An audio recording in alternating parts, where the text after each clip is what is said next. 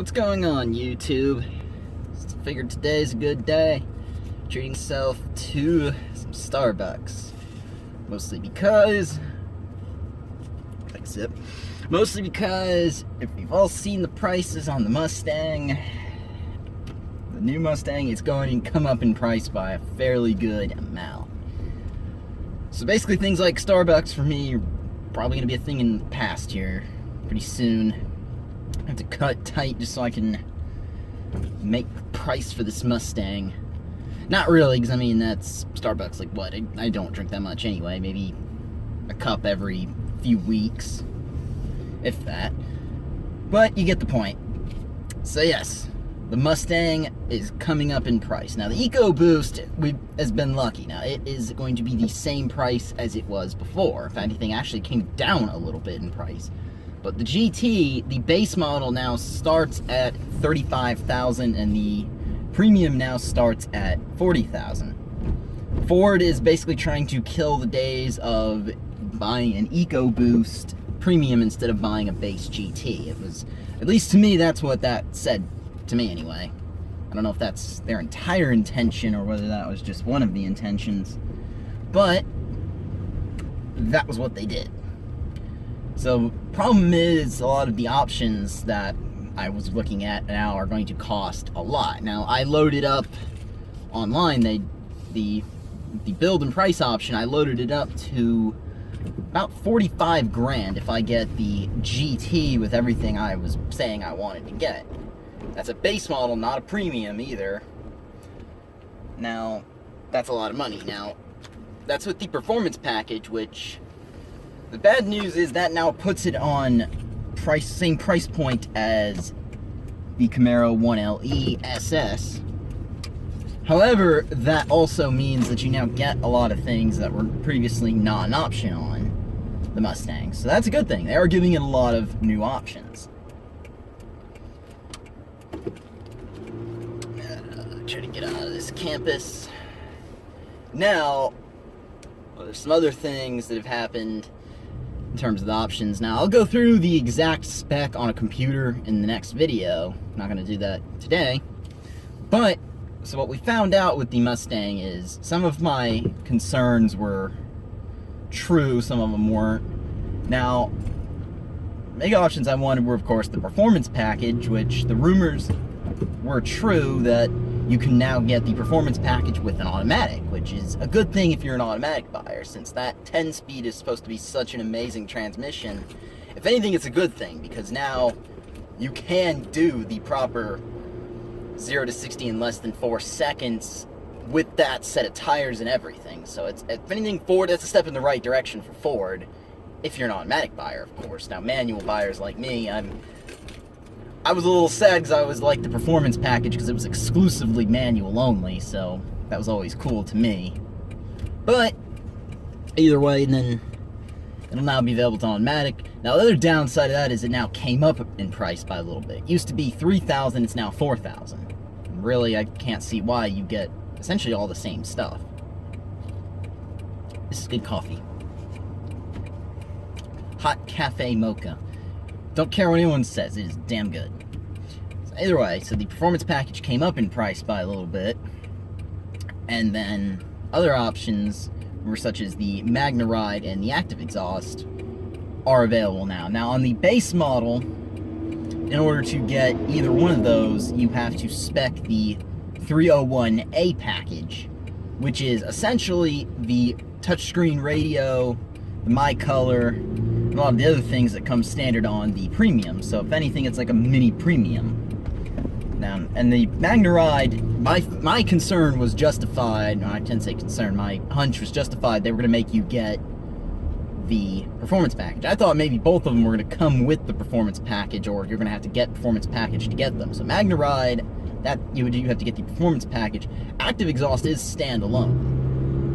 On the premium, you don't have to get any other additional packages. You just get the Magna Ride and Active Exhaust.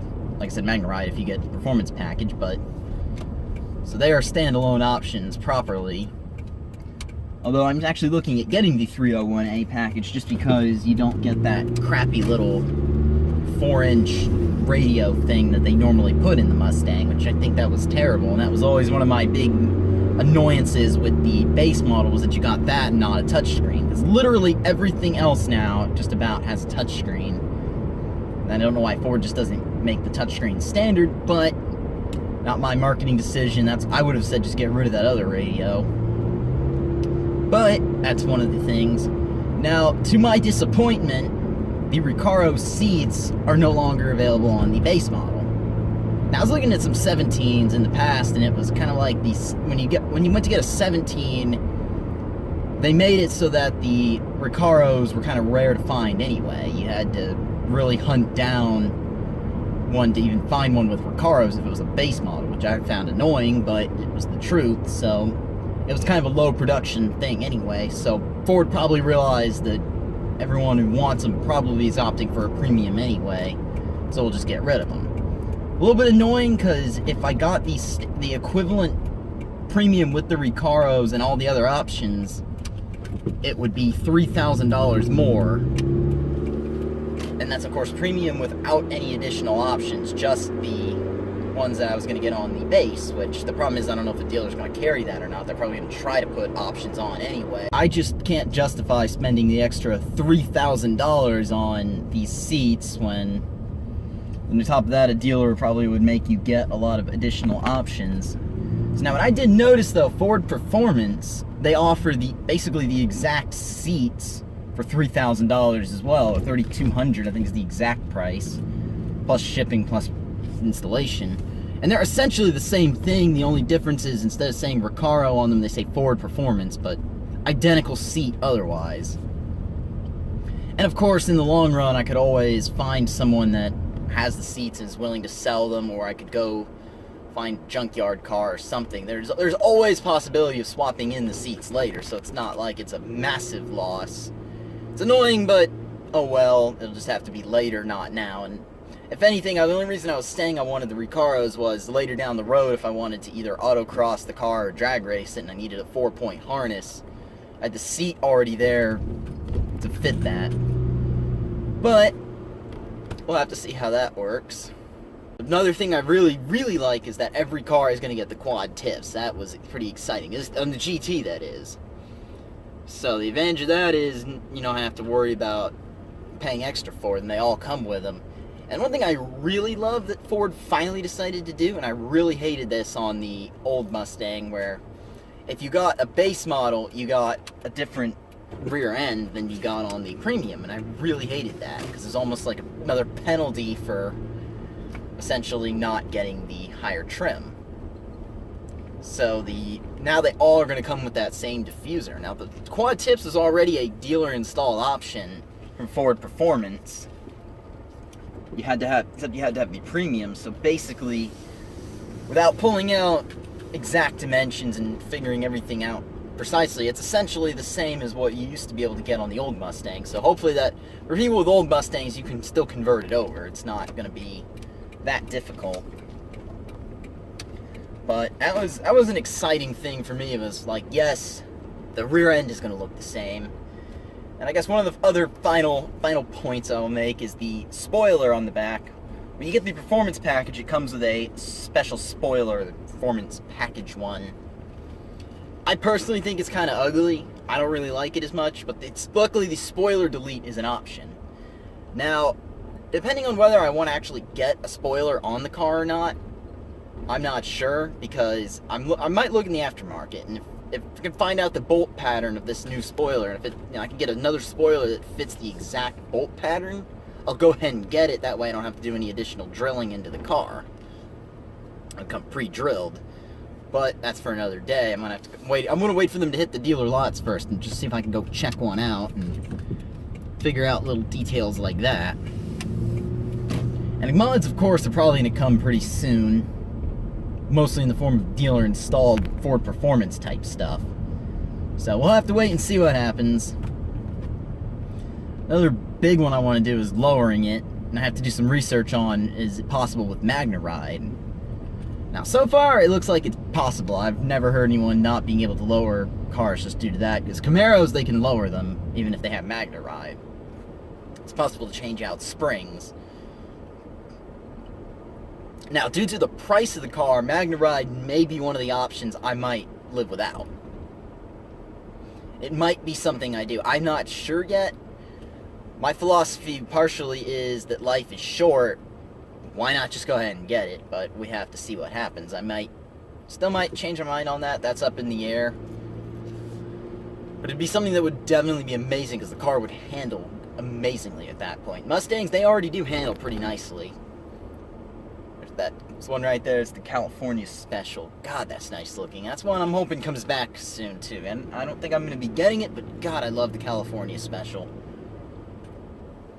So we'll see what happens with all of this in the future here. Ford has yet to release the cars to the dealers now. The price is a little high, but I'm like with the current Mustang, I'm hoping dealers will give some markdowns.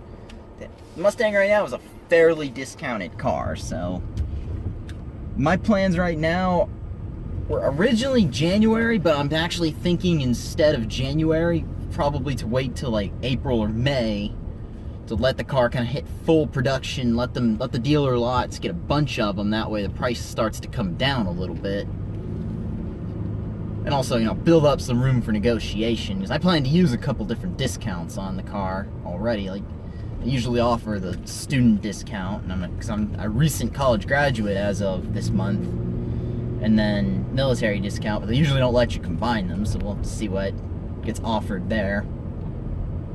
Obviously, dealers, I know I'm going to go pick a dealer out to see if I can find this car. One purpose of letting it hit full production is that maybe I'll just find one on a dealer lot and pick it up. But we'll have to see what happens. Like I said, the Mustang is probably going to become a good staple of my YouTube channel, along with the Tacoma build, just because I've noticed every video I post Mustang related gets a decent number of views. So let me know in the comments what you all think below. Definitely, if there's anyone else out there looking to buy another Mustang, let me know. I want to hear from you. What do you all think about this price situation? Do you think that Ford is messing up, or do you think it's actually worth what you're going to pay for it? Let me know below. If you like this video, go and leave a thumbs up. Don't forget to subscribe, and please share this video because I would love to grow my channel. And have a good day.